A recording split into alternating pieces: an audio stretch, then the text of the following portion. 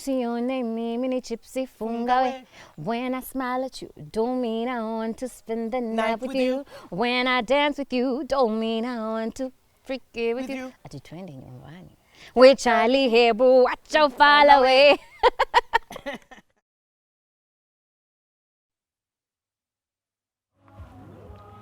Hi, beautiful people. I hope you have had an amazing week. I have, and today I am here at the Bamboo Dam on Red Hill. It's a very beautiful place. As you can see, the dam is right behind me, and they have very many activities here. There's horse riding, there's boat riding, of course. They have zip lining, and they have very beautiful grounds just behind me. In front of me, you can hear there's an event that is going on there. So today I will be spending my day with the very beautiful Judith Nyambura. Okay, AVRIL. She'll be here with me. We'll be talking about so many things because this lady wears many hats. She's a daughter, she's a mother, she's a songwriter, she's a musician, she's an actress. Like, how does she do it all? So she will be bearing it all today on the Netwalking TV. Join me.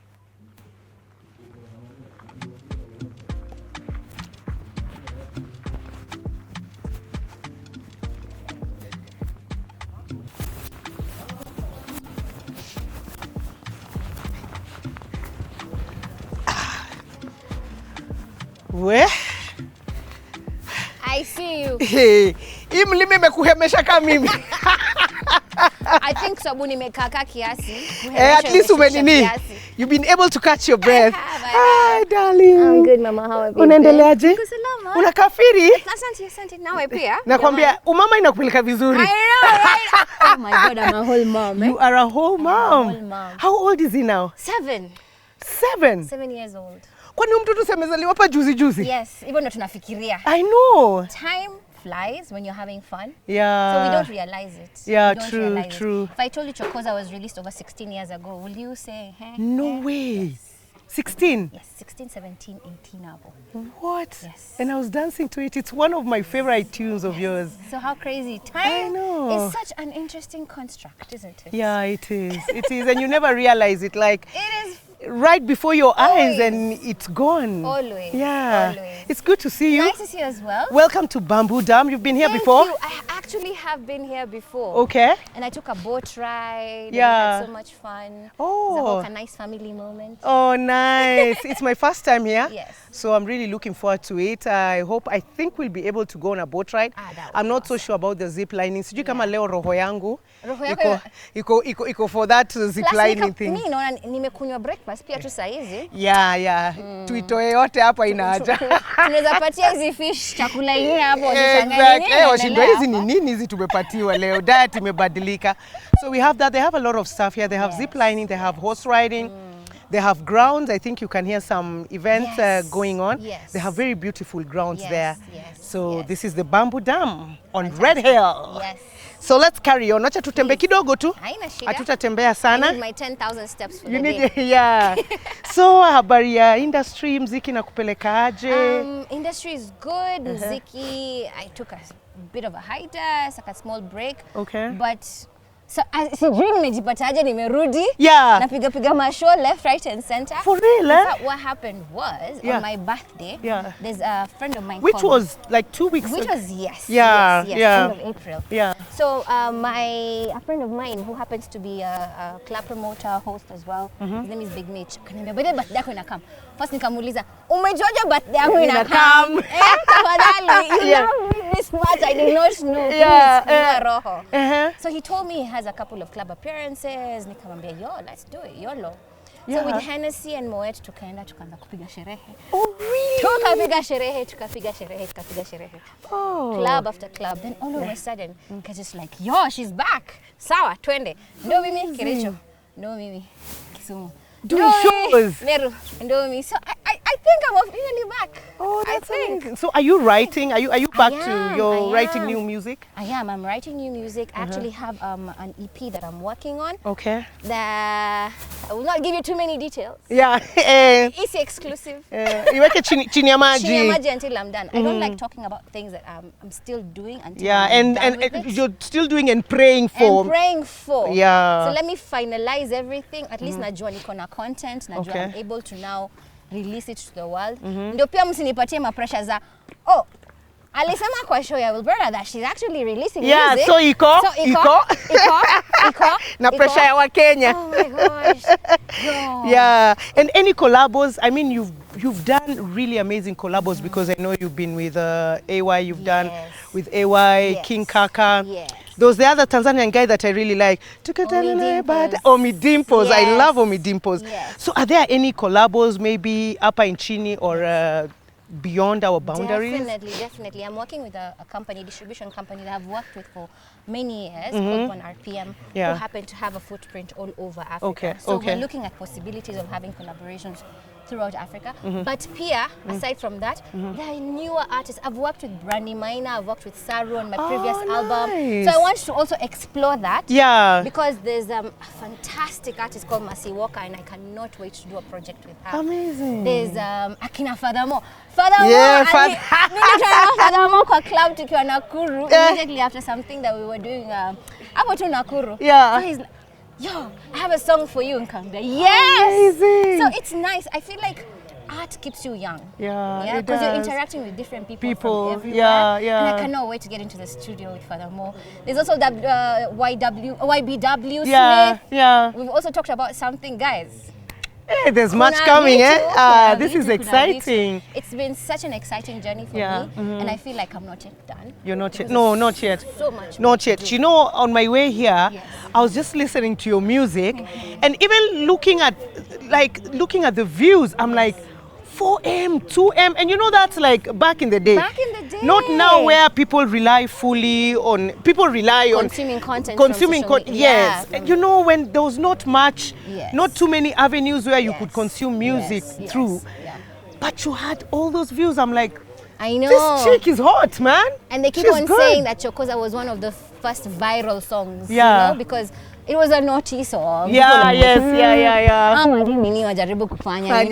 So we were having a conversation some time back, and we were talking about virality. On a different interview, we were talking about, do you feel like viral imeanza sahi? Viral imeanza kitambo.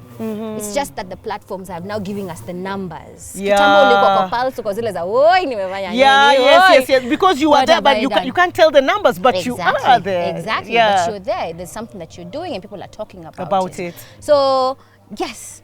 We were still viral then. It's just the platforms have become a bit bigger. And now we actually have data.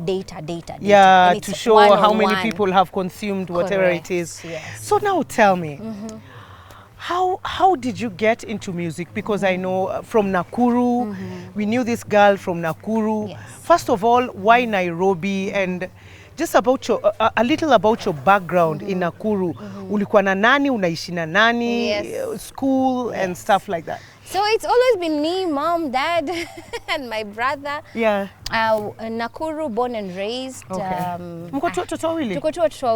There's like a small girl also, somewhere. Yeah. But yeah, so just like a small family unit. Okay. How I got into music was like to stumble into it, because it's something that I wanted to do, but I wasn't so sure whether can I say I was fascinated by actually people creating music. So this is the time that Darling P, Stefan, in the earlier. So Darling P ndio anatuonyesha. We don't just have to be consuming music from Congo. We can actually have a Kenyan our sound. Own and enjoy it. And I was so fascinated by it. Then kidogo Gopa DJs ndio amekuja na kina Isa, kina Nameless, kina when they came to Nakuru. And I'm like, what? This is so cool. Wow. This is something I'd love to. I feel like those things you do not know you're going to end up at, and then you find yourself in. That has been my journey in music. Ni kama Mungu alikuwa anashika mkono anambia come kuonyeshe. Come my child. Shika. There you go. Pole. There you go. Alafu anatupa depend. Yeah. And then you find your way how to swim. Yeah. That's how music has been for me. It's been a fascination. It's been, can I be able to do this? Oh, I can. Let's go. Let's do it. And I feel everyone in the arts has found themselves in that space. Because even for you, yeah, it wasn't never. Alafu wasa kanza kushangilia uko zile za aya kumbe itkani. Naweza fanya. Alafu kanza kupata do uko. To even I can make a living out of this. True. So for me that's music. Okay. Sababu I wouldn't say that ati nilikuwa najua nitakuwa msanii. Okay. No. Mimi nilikuwa najua naenda kampo, babangu amenilipia school fees, naenda nifanye product design yangu University of Nairobi, then I find my way. But when I was in university, all of a sudden, career yangu ikaanza pia as a musician. Okay. And I stuck through it and I decided to just run with it. Okay. Yeah. So, did you start singing like ulikuwa unaimba ukiwa shule? Ulijuaje unajua kuimba? Unaweza imba? Was it in school? It was mostly in school. Mostly in school. Mostly in school. And I love the fact that we're still heavily invested in music, dance, in school and drama. Because that's where you actually get, you know, your co-curricular activities kind of like pan out 100%. in a very, very well way. And that's what happened for me. So now, funny enough, mimi pia nilikuwa mostly in dance. Oh, okay. Oh, you were in dance? I was mostly in dance. Allah! So niko huko naifanya zile masinge. Exactly. Yeah. Then nikajipata kwa muziki. Again, divine guidance. Divine guidance. So it was, yes, I'm dabbling kidogo. And funny enough, in high school, I ended up not doing any of the dance, arts. drama, nothing. Yeah. It was more in primary school. Okay. Then fascination ikakuja way later. So coming to Nairobi from Nakuru was because you were coming to the university. You were joining the university. I was joining the university. But while I was in Nakuru with all the fascination, I had met a couple of producers. Okay. Nivinye, if you want to do something and then you meet people. Around that circle, yeah. And then nikajipata niko na kademo CD kangu. Yeah. So nikikuja na Nairobi, it was because of Campo and also because of a project that Big Ted was doing at the time. Okay. I did not know Big Ted. It just happened that my uncle happened to be a driver at Scanad and they were doing that project. And I happened to have been a volunteer at Red Cross. Yeah. So when these things were happening, nikozileza, oh my God, there's going to be like a whole concert. Yeah. Akina Longombas are going to be there. Akina Kleptomanias are going to be there. So I have this CD of mine. Yeah. I have a demo. Oh. Hi, Yeah. my name is NYAMBURA and this is what I do. I was wondering if you could listen to my CD and then just tell me what you think about it. Go up to backstage. So it started with Big Ted. You know, just volunteering. In just supermarket tukiambiwa, say please donate something for Jazalori. It was called the Jazalori Initiative. Yeah. Then from there was a concert, and that concert I was ready. Nilikuwa you had your demo ready. How I was ready, I don't know. I just so happened that I was ready. So I have my CD hapo hivi, ndio napeleka. Then Ogopa DJs happened. Okay. So again, I go back to divine guidance. So true. If there's something about God, I speak heavily about God because I've seen God's hand in each and every single thing that I have done. Yeah, in every step of the way. Kabisa. Holy Spirit ameni guide. Mungu amepiga sahihi. And I'm okay. So ikawaje ukajipatia ulitoa wapi jina AVRIL? AVRIL, I was born in April. Alafu nikafunzwa French kidogo huko nikiwa shule. Nikasema April in French is AVRIL. AVRIL. Oh, yes. That's so cool. Alafu since I was born and raised in the Catholic Church, so kuna ile, you know, confirmation, kipaimara, you have to choose a name that you were not given by your parents that you want to be able to use. Nikasema I want to use the name April. Yeah. Then nika learn French kidogo nikaichange kwa AVRIL. And that was beautiful. And then it just stuck. Wow. Yeah. So ukakuja huku ukaingia university and you were studying design. Yes. So did you finish? Ulimaliza ama hapo katikati pesa ikakuwa tamu, pesa ya muziki ikakuwa tamu kasema tu. Imagine nilimaliza. Ulimaliza? Mpaka nikapatiwa my degree. Yes. Ukapata cheti. Nikapata cheti changu cha university. I have a whole degree in product design and So ndio huyo wewe. Baba yako, wazazi wako wamengangana wamekulipia university. Alafu nimesema nimekuwa msanii. Nataka kuwa msanii. How was that? My dad was not happy, I'll be very honest. My dad was not very happy at the beginning of it because he did not understand. There's this series I'm watching on Netflix, Nimaliza, It Forever. And I so relate with the parents there because unataka mtoto wako ende hivi, Yes. Unampanga. Mtoto kwena ka title. This is the doctor. This is engineer. Exactly, you know. Yeah. But me, this is a completely different direction. Yeah. So there was a bit of a mvutano kiasi. Then one day my dad sat me down and he saw I was actually serious about it. I'm very sure this is what you want to do. Then do it 150%. Give it your all. Okay. And make sure that this is it. Don't be a jack of all trades and a master of nothing. Master it, do it. Let me see what happens in the future. And I stuck with it. And I proved to him that it's something that I really wanted to do. So by the time he was even passing, he knew that this is where I was going to be. This is where I was going to be, Kabisa. He must have been proud. He was seeing you on TV or winning awards, because you've managed to get best artist of the year, I think Pulse Awards. So many, and a few, quite a number, because I was just going through all of that. I'm like, this girl is actually... wasn't that, those were really proud moments for your parents. It was. And the highlight, the one time that my dad called me, because he saw me on Coke Studio stage, he was like, what? Okay, so he called me, like, Nyambura uniwe nakuona? Yeah. I was like, yes, Dad, so this is what I'm doing. That's emotional, man. And it was beautiful. It was that time that I felt like my dad actually, like, acknowledged that, okay, strong with Msani. Yeah. That's amazing. Moms are moms. Moms support you. Mom ring back tone yake ni ngoma zangu. Forever and ever. Na even have my company, she's in my sales in Nakuru, kitaka kitu yote kutoka kwangu. Oh, amazing. Tell me about that. My mom is she's been a force. When I even started now my Everything, which is a company that I have for personal care products. Okay. It's a whole manufacturing, by the way. We manufacture in Kenya. We're retailing. Hopefully, in a few months, we'll be in retail stores and stuff. It started by me just wanting to challenge myself, for one. Okay. And two, because of a battle that I've had with acne for the longest time. Okay. So nilikuwa nataka kujua what chanzo cha hii skin yangu kishinda ikibreak. What is the problem? So I started doing research from when I was 18 years old. Okay. Imagine. Eventually, nikapata courage ya kuanza about 2021, registered my company, and now we are fully, you know, doing a fully-fledged things. company. Fully-fledged company, care and everything. Uko mpaka na branch Nakuru? Yes. Kwa hivyo ni kama franchise. Yeah, that's interesting. It's been quite interesting. Alafu now even the switch now, being an entrepreneur in the service industry, in the creative economy, and now getting into, you know, product. It's been so interesting. Niko huko nikisoma, niko kwa classes zako zile za. Yeah, always researching and stuff. You have to. I love Founder it. CEO. I love it because I was with Nadia on this show, and she also has her makeup, her skincare, you know, company. Yes. And that feels so good that it's not just, you're not just going to stick to Focus this. on one thing. Yeah, on one thing, because I mean there are moments when there are no gigs, there are no shows, and then now what?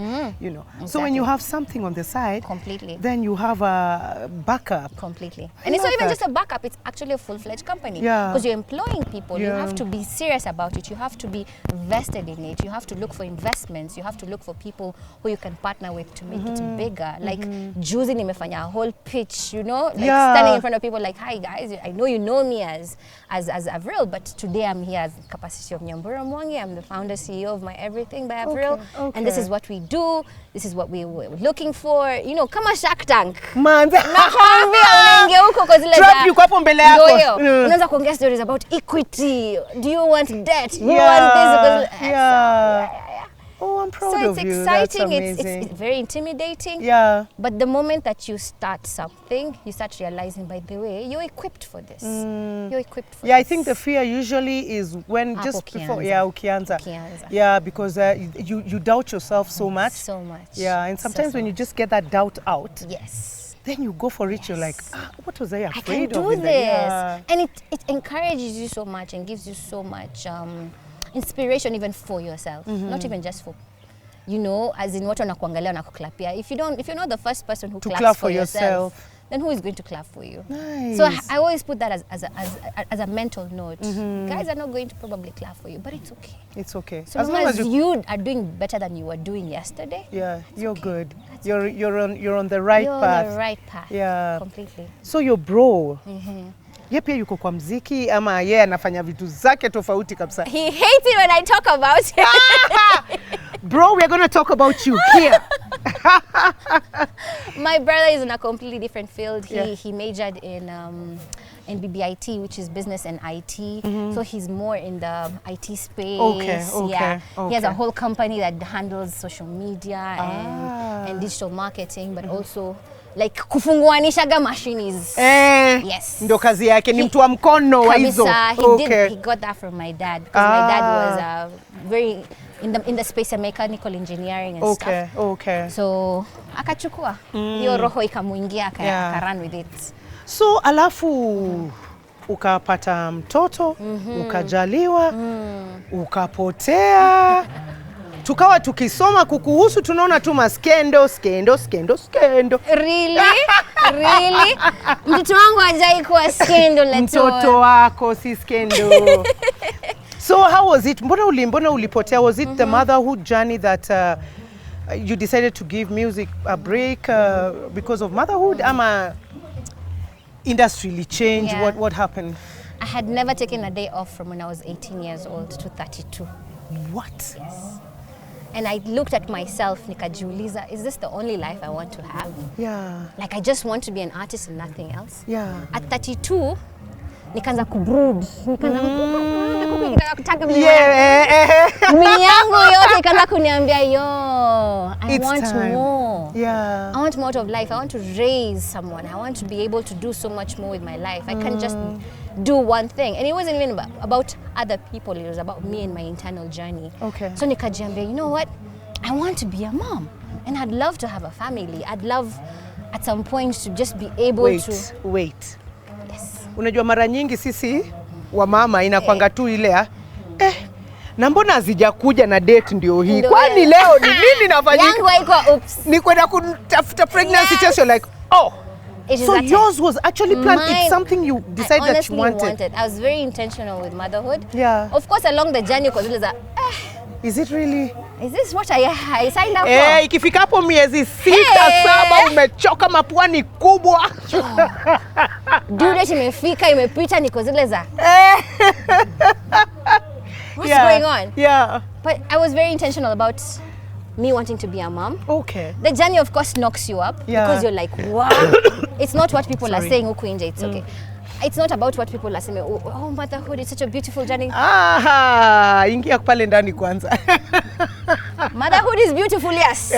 But lakini they say it's a very rewarding journey because the hugs, yes, they make up for all these things, but it's not easy. It's not easy. And that's the reason why I had to take a break. Because Nili noticed, and it wasn't even a break, it was just like stepping down, just taking one step down and going like, you know what, I'll not be able to jump on stage like I used to. I will not be able to have gigs each and every single weekend like I used to. I'll not, because there's someone else who needs my attention. Exactly. And ukishapatiwa hiyo jukumu as a mother by God, you have to take it seriously. You have to, yeah. Because this is not a toy that you take back. Atia nimeona hapa. Iko na default. Sitawezana. You cannot. Once you take it up, that is it. That is it. Yeah. So I decided some things can wait. Some things can wait. Nimekuwa nikiulizwa maswali huko nje. Yeah. Sijui what, niko zile za guys. Yeah. You have to understand that some things are way more important than money, 100%. than the fame, than, you know, just being consistent with work. There's so many other things that are so important. And 100%. I love that companies right now are actually acknowledging that a mom has way more than just one job. So if you're going to give her time off, give her time off. I'm going to say something very controversial on your show. People were bashing Governor Kihika the other day. Totally. But what an amazing moment that we had a governor in office. Yeah. Who went on a maternity leave. Yes, she did, because we don't see these things, especially with our politicians. Exactly. You know? Yeah. She's a mother of twins. Yeah, guys, come on. What were you expecting? Yeah. Ako kinyonyesha akiwa Oval Office. Imagine. Yeah? Na ujue sasa twins, ujue sasa sisi tuna watoto moja na imagine ukiwa na twins. Exactly. It must be double. It is double. So for me, I feel like we need to clap for mothers a bit more and give them time. You don't know what the delivery process was like. Yeah. You don't know kama liumia. You don't know if a mother has gone through so much. You don't know if a mother is going through postpartum. Totally. You have no idea about what a person is going through before they can fully now come back and okay, now let me take care of you. Yeah. I'm done taking care of myself, but I'm not even done taking care of myself, but I can at least be take able a- to take take care of care you of and you. take care of myself. Yeah. So I had to take that time off. I had to take that time off. I had to decide, you know what? This child needs me and needs me 150%. So let me do that. Okay. So I did not take time off for nothing. Yeah. There's another human being that needed me. And as parents, we need to take that. Yo jukumu tunafai kuchukulia Seriously. with the heaviness that it requires. How was it like? So now you're home, you're taking care of your child. Yeah. And the world is moving. You can Yes. see artists releasing music, you know, people going about their thing. Yeah. And you're home. Are there moments when you questioned yourself and you're like, "Ish, manze, the world is moving right here. Na mimi ndio huyu, mimi niko tu hapa nanyonyesha." Nanyonyesha. Of course. Yeah. FOMO is real. Yeah. You're like, ay. When we release album. Eh. Hey, okay. Yeah. Now what do I do? Ama niko tu studio nikiwa niki record. Lakini sina hata hiyo nguvu ya kurecord. I'm not in that space whatsoever. And creativity needs you to be in a certain space that you can be able to create. Give your all. You know? So you're not thinking about anything else apart from, and that's the reason why people even go for writing camps. They lock themselves away in a certain space and they just write. And that's for movies and for music as well. It's the same dynamic. So I just told myself, you know what? If I continue doing this, I'm going to kill myself with stress. Yeah. So let me do this. See, this is what I'm doing right now. Let me focus Let on me this. focus on it. Of course, there are those moments where kuliko nako ka heaviness, you're just Yeah. like, wow. Yeah. Like juicy tu ndo nimeanza kwenda club. I'm Eh. like Did wow. it felt good, eh? It felt so good. I'm like, oh my God. Yeah. Like after just 7 years in a club. Yeah. I'm like, wow. 7. Imagine. Woo. Imagine. Yaani mtu yeye anaweza kukuweka chini miaka 7. Yes. Miaka 7. Miaka 7. Yeah. Like naambia wase, imefika 4, tuende home. Kwa sababu now I also have a small husband in my house. Yes. That boy. Yeah. Mama, where are you? You're going dressed like that. Eh. Mom, don't you think you should wear a sweater? Yeah. You know, that is so interesting because Vicky was telling me the other day that when she works akifanya kazi until late, so she comes late when the son is asleep. Yes. So labda hata the next day kuna wageni. Yes. Mtu yake anamwambia na mama hukulala hapa. Exactly. Because she came late at night and he was already asleep. Exactly. Oh, my son will tell me, Mom, you know, I was a bit worried. Yeah. It was getting dark and you're not at home. You're not home. So where were you? Yeah. Kwanza kuuliza, okay. Am I the one who's supposed to be asking this This question? or him asking you? Oh, he's my little husband in the house. Yeah. He has those questions. Amazing. So now we are going to get into the book. Tuendelee na conversation. Bari yako captain. Mambo, uko fiti? Ndio hawa sisi customer. Eh. So I think we can go down. Yeah, we go down this way. Each step. Nakumbuka karibu ni yangu. Karibu dunde. Tunaingia hivi. Ah.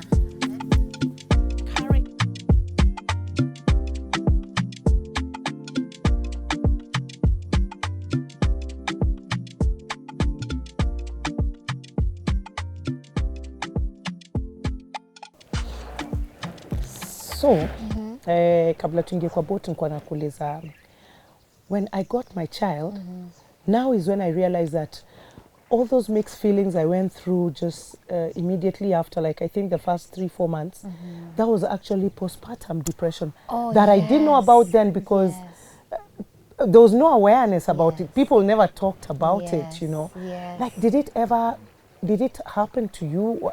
So the first time it hit me that this is my life was when nilikuwa nataka kudoze, lakini singelala kwa sababu mtoto wangu ako fully awake.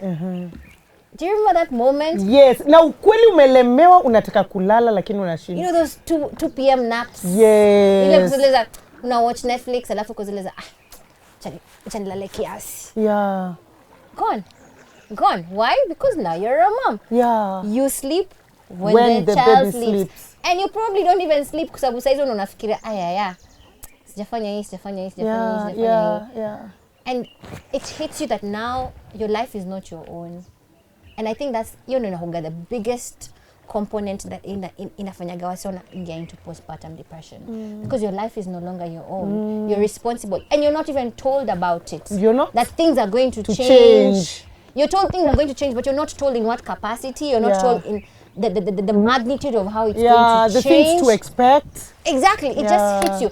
And to an extent, hata ukiambiwa, haita kuhit kama venye when you're experiencing it.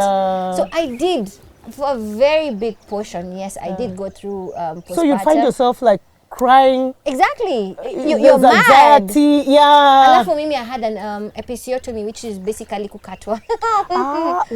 Yes. Kukalia chumvi. Yeah. So kuketi ilikuwa noma. Mtoto yuko hapo. Exactly.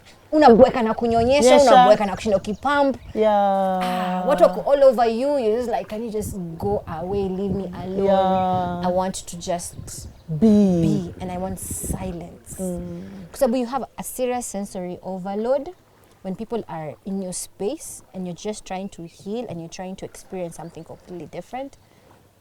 So again, it's so many things, sensory overload, and now that leads you to postpartum because you're just like, I just want silence. I want silence. And I'd even stay up like way longer. Wasome wamelala. Oh, it's quiet. You just want some peace and quiet. Just want the quiet. For a minute or two. Exactly. And it takes time. It takes time. For some people are fortunate, it takes you 3-4 months. Some people it lasts for a longer time. Very long time. You hear stories of moms. And there are extremes of it that you read about and you're like, whoa. You know, we don't think of mental health as a health issue. So come on. Tough it out. You'll be okay. Tough it out.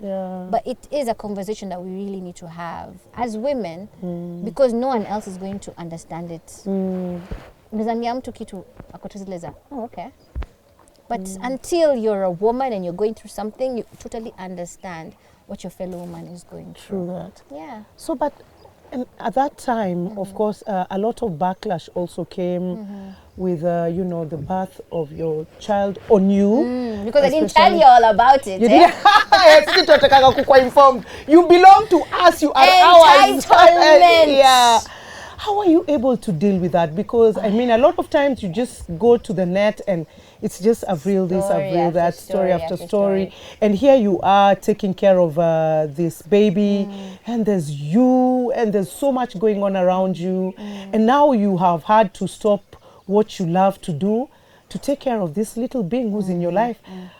How are you able to deal with everything that was on social media about you? By God's grace. I'll not take credit for anything by the I honestly will not take credit for it because mpaka saizi ukiniuliza ati how did you you think of those situations and you're like by the how did I do it? Yeah, because another person would not have been able to manage that because these people are talking about something that you're going through, not understanding what you're going through, and they have an opinion about it. Kuna mtu mwingine alikuwa mpaka wanaanza kuguess, okay, amezaa jaza. Mbona hataki kutuambia kwani she's not proud. I actually went off on a young girl and I'm so sorry that I went off on her a few days back. Dem anauliza loudly, anauliza hapo nje, mbona hapendi mtoi wake? You're kidding. I was so mad. Just because I don't post my child means I don't love my child. I'm actually protecting my child. Because this child at some point in time is going to ask me, mbona nileka social media na sikuwa nataka. Unajua sio fikiria watoto ni toys. A child is not a toy. A child is a human being who is supposed to have their own autonomy of what they want out there about themselves. So who am I to expose my child to a life that they probably will not want? Later on when they actually understand it. Exactly. Let's get a little bit more serious about these lives that we're raising, especially in this digital age where we have this impulsion of always communicating what we are doing. What we are doing, where we are, who we're with. Exactly. You're exposing yourself. I don't want my child to be exposed to a life that they might not even want later on when into AVRIL. Anakuangalia zile za so. Hiyo ni life ya mamangu, hiyo life yangu. Exactly, we need na yeye anakujua kama mama. Hizo stories za AVRIL hatambui. You know sometimes when I'm hit by the way akiwa shule, alafu anaambiwa what's your mom's name? Like ile utani. Anasema my mom's AVRIL. Akozileza then he comes home and he's like, by the way, I'm actually your son, I'm in time. Yeah. Mom, how many followers do You have? Like, Yeah, you're we on ask that YouTube, all the right? time, yeah. You know, you're on YouTube. Yeah. Gosh. So how many subscribers do you have? You know, he's fascinated by it, but he's not looking at it as his life. No, he's not. Sometimes, you know, he's even like a small rapper. So sometimes I'm with Oh, he is? I'm in the studio. It's like, show him my song. Show him my song. Yeah. Oh, with the Kilo Max in the studio, he's just like, I'm gonna show him my song. Yeah. I'm like, are you sure you're ready for this life, Papa? Yeah. You're not. So I feel like there's a misconception of if you don't post someone, you don't love them. That's far from it. From the truth, very far. Yeah. Far from it. In fact, when you love someone, you should just protect them. You should shield them. You should give them their peace. Yeah. So, and talking about our son and the dad. Yeah. So what's the deal there? Is it still on? Are you just happily co-parenting or co-parenting with a lot of conflicts in between? Because co-parenting can be crazy. Yes. It can be crazy. Yes. It can be a beautiful journey for the both of you. Yeah. When you all come to a consensus and you sit and you say, this is the most important person here now who needs to be taken care of. So how is it? The moment you get out of your head and your ego and realize what's important, then it becomes so much easier. And this is for both parties. Ego. Drop your ego. Drop your ego and just realize that there's someone who's most important in this whole dynamic, and it is your child. Yeah? So your heart, your nini, your uko, your stress, there's no money, you want to work. Hizo weka zote kando. Kando, ufikirie umtoi, nataka aishi maisha yenye mimi sijaishi, na nataka akue at least na a healthy mindset. Yeah? The moment you do that, then it becomes easier. So we are figuring it out. You can never have it down completely. Yeah, you figure it out as we move. We're figuring it out as we move, but we are cordial, and we try as much as possible to just make sure that the most important person in this whole dynamic is taken care of. Okay. Yeah. All right. So let's go to your acting. Yes. And I think your debut in acting was Sugar, right? Yes. And I was just reading this and you're talking about how difficult it was to shoot because you fell for your co-actor. Did I say that? Yes, you did. You fell for Nick Matumer. Oh my God. So how was it first, even before going to that? Like, at what point did you feel like you wanted to venture into acting? I never made that decision. It's a decision that was made for me. Yeah. When I went for Sugar, I went there because I wanted to have my music as part of MTV Sugar. So, niko tu hapo, hi, so my name is AVRIL, I'm a singer, I'm a recording artist in Kenya. That time I was still pretty young, Chokoza ndo imetoka. Yeah. So, the bigger artists that new. So you have to fight for your place. So when I went there, it was in that capacity for music. Okay. And then they looked at me, Kanambia, do you think you can read for a role that we have for an artist? I was like, yeah, why not? And that's how I stumbled into acting. Nikajipata chuko. By the way, it was even a close audition. I went, and because they didn't know what to expect. So I'm just there, they give me some papers, and I'm like, I have to cram this. Yeah. Like, I'm not supposed to read. Yeah. Whew, okay. I did it, and then nikaitwa. Now from there, when people say, oh, she can actually act, I started getting because jobs. You actually can. And it's crazy. I honestly stumbled into acting. You're such an amazing actor. Thank you so much. Yeah. And coming from you, oh my I God, know, because I shared the set of Faithless with you. Yes. And I was like, this woman. This kachik can actually do something here. Yeah. Thank you so much. Thank you. I stumbled into it. Okay. But then again, once you stumble into something, you start learning about it also. So nikaanza kuangalia. So becoming intentional about the things I watch. I'm like, okay, so this is how you do this. Yeah. This is how you do this. Yeah. And then the beauty of also acting is that you always have these workshops before. And you meet all these amazing people. Artists, yeah. The late Charlie was such an amazing actor's director, and I got a lot of information about acting from him as well. So, just constantly learning. Yeah, and it's along been a the journey. Yeah. It's been a fun journey. Hata nikienda mahali na kuna audition, I'm like, can I audition? Like, okay, cool. Yeah. And So what do you enjoy more? Is it the acting or music? Ni nini hiyo inakufurahisha? Na what brings more to the table? Wow, to the table in terms of, I'll classify them in different ways. So to the table is probably monetary satisfaction, like that, having that internal satisfaction and purpose. Music, because it comes so naturally to me and I've done it for so many years, I feel like it's easier for me. Okay. So at least najua niko na template, nikienda studio, I know I'll be able to write about this. And then there's another thing about music where when you're writing, it's not just you, it's everyone else. It's the production, it's the people you're in the studio with. So it's like you're feeding off each other. Okay. Acting for me is a bit more challenging because you have to become someone else. Yeah. So I'm not AVRIL here, I'm not NYAMBURA, I'm not Judith, I'm no one, I'm someone else. I'm Bella, maybe. I am, I'm someone who I can't even relate to, because it's like, mjinga ni that can never be me. But now when you immerse yourself in a role, you have to become that person. Yeah. So for me, it's a very interesting journey with acting as compared to music. Music, I become myself. Yeah. Even some lyrics I write and I'm like, oh my God, that is so me. Yeah. But acting, there's some things I'll say and I'm like, I wouldn't say that. I definitely will not say that, but okay. Yeah. I'm not me right now, so let me immerse myself in this character. Okay. So in terms of challenge, I find acting more challenging, music not so challenging.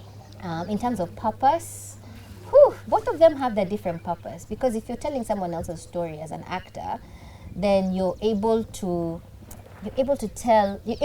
be in someone else's shoes, and you understand what someone is going through. Music, you sing from the heart, so it's more of a personal journey. It's you telling people about you as compared to acting. When it comes to monetary, both of them are biasharas. Okay. Yeah. So it's how you approach business, then you're able to reap out of it. It's, are you investing the right way? What are you putting in? What are you getting out? So, but then again, acting, I don't do it as often because again, it goes to, do I really want to do this? Okay, yeah. Do I want to show my titties? Do I want to show my titties on set? No. Yeah. That's my nope. Thanks, I don't want that next one. time. No, next time. No, next time. Let me keep my titties to myself. But so monetary-wise, it's as per the project. It's be a share at the end of the day. Okay. If it makes business sense, it makes business sense. If it doesn't, then you look for other things. Other avenues. Yeah, and also, some projects are not even about the money. They're about the experience. My God, I'm going to be on this set with these people. I'm going to learn so much. And I'm going to create networks. I'm going to do this. I'm going to do that. So every project has its own reward. It doesn't have to be monetary, but it can just have a reward that you feel imekugusa mahali. Do you write your own music? I do. You do? I do. I've written my music from when I started. That's something that my producer Lucas used to encourage us to do. Like, because you sing better when a song is from you. Yeah. But now with the way now the industry has gotten all these lovely songwriters, I am not opposed at whatsoever working with different songwriters. In fact, with Spirit, I have a lot of songwriters on it, including Ben Soul. Oh, nice. Yes, I wrote with Ben Soul. Promise. Promise is with Ben Soul. He wrote a beautiful song. Jerry Ogallo as well. Okay. We did a fantastic, two actually very beautiful songs as well. So I'm always open to creativity and art. And when you work with different artists, you even remove yourself from it, and you either able to tap into other person's artistic, channels, and it becomes even more beautiful. Yeah. So what are the latest projects that you're up to right now? Anything that we should expect in the near future? I'm on Sumbua Sako. You're on Sumbua Sako? Yes! I will just production. Yeah. Yes. Yeah. I wish production. I'm on Sumbua Sako with Humphrey. Nice. With Maish. Yeah. Maish is my love. My bae. Yeah. Oh, that was a fun set.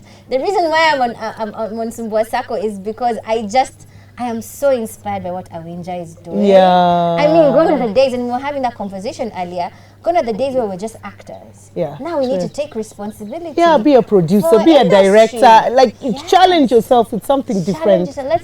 let's handle those millions that have been people have been handling for us on our behalf. Exactly. Yeah. So let's take ownership of our industry and let's do amazing things. Aside from that, I'm part of a project for my county called Nakuru. Atembea Nakuru. Yeah. We've been traversing Nakuru. This is also a production by Nak City, which happens to be a marketing agency that is in Nakuru, but has been mandated by the county, so we can be able to traverse Nakuru County and just showcase our beautiful county. Oh, beautiful. Yes. I'm getting back to the studio with fantastic artists, one of them being Mercy Walker, who is, guys, you need to listen to this girl. She's singing.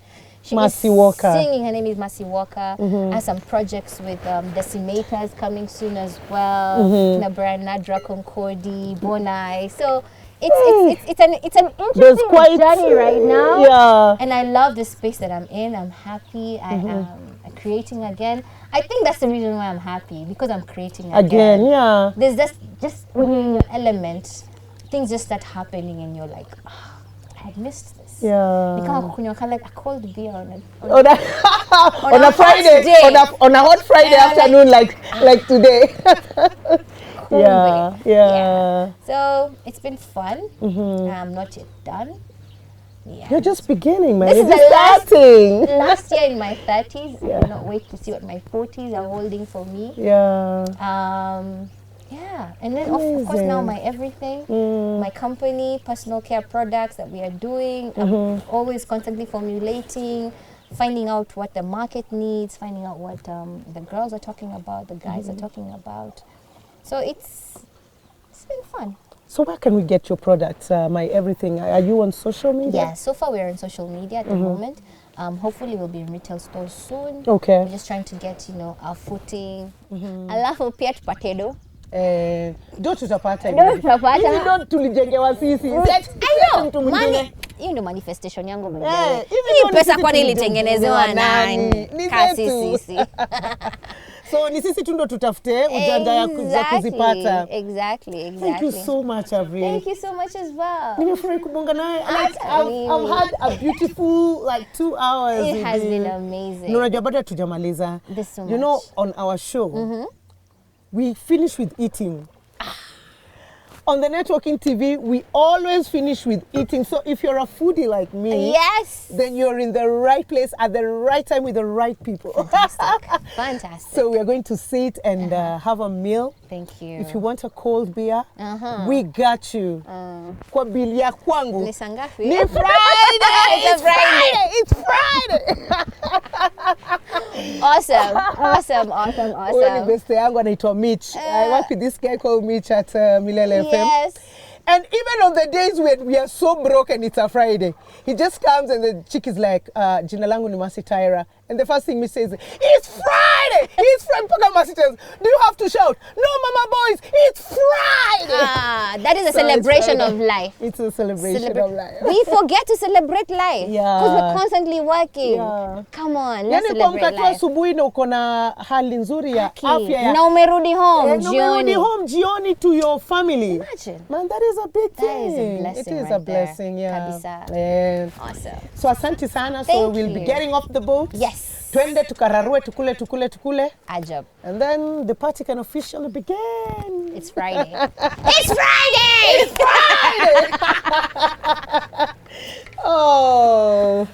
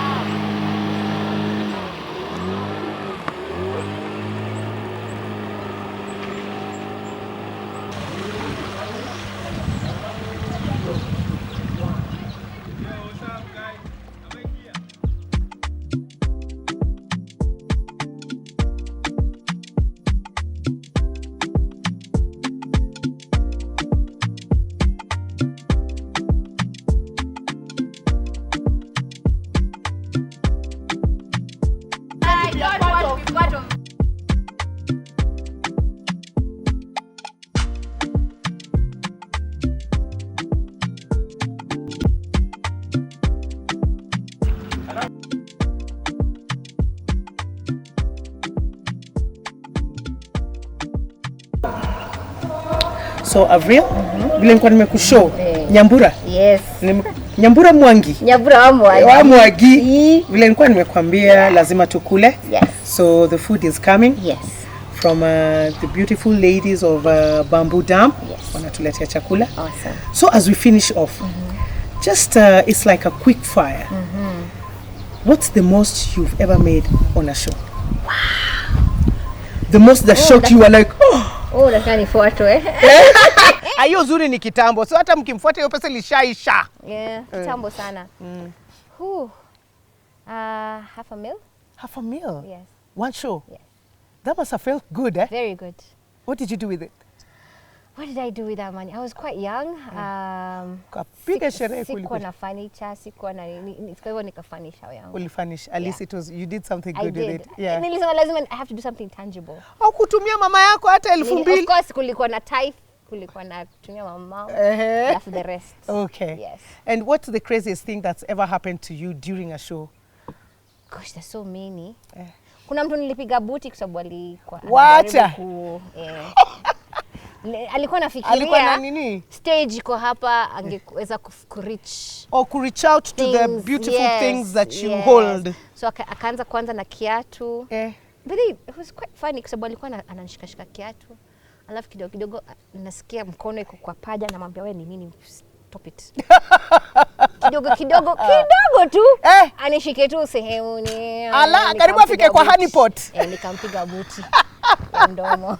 Ya mdomo au ulifanya fiti mtu wangu. Alafu mabeshe zake wakamwambia unafanya serves you. At least nakuga na mbogi ya watu wanani support when things like this happen. Okay, so what advice would you give an upcoming artist? Ni nini yo that you had to learn along the job that you didn't know, like something that you wish you knew before you got into the industry? Financial literacy. It's very important to know that you're going to treat this as a business, open a bank account. Though I had a few of these things, but budgeting, unaona issue nalipo X amount of money, but that's not the final. That's just basically the revenue. Okay. Unaanza kutoa vitu, nilinunua Claudia X amount, nilifanya makeup X amount. So the real value ya hii show ilikuwa this much X amount. Kwa sababu usually akili yako unafikiria nalipo 50k. Nalipo 50k. Lakini ujaangalia nilibidi nilipe transport, nilipe huyu, nikalipa huyu mseme mwenye alikuwa ananifanyia video zangu. So by the end of the show you probably only have like 10 G's in your pocket. Sasa do ilienda wapi? So it helps you even going to the client unamwambia this is a breakdown of what you're actually paying me. This. So those are my expenses, and then this is my profit. So for up and coming artists, so if rather say angalia like the final amount that is the money. Always consider your expenses. The expenses that have gone into it. Exactly. Okay. Asante sana. Jamani wapendwa, sioni kama niko na swali lingine tena kwa huyu mwanadada mrembo sana. Asanteni sana kwa kutuni katika Netwalking TV. Muwe na weekend njema na Mungu awabariki, na wapenda sana sana sana. Bas, sasa ni food time. Food time. Yeah, and the food is here. Na ni chakula nyingi jamani. Mpaka tuko na milkshakes. Mpaka na milkshake. My friend. Mwili mpya tutapewa binguni. Joy, umetuletea food?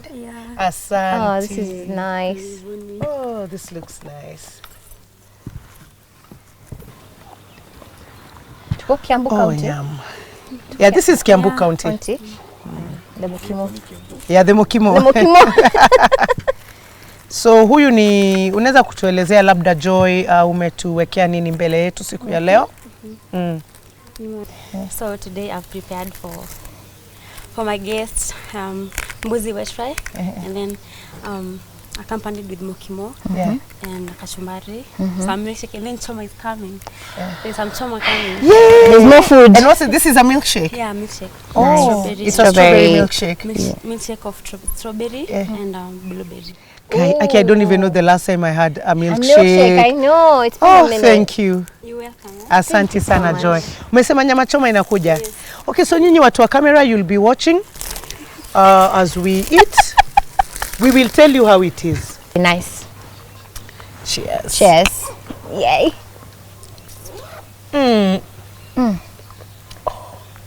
It's very nice. So kwa mbona unatutazama kunywa? Kwa kweli milkshake hii ni tamu. Ni tamu sana. Imetengenezwa na kile kitu ambacho kinaitwa ice cream. Na iko na strawberry na iko na blueberry.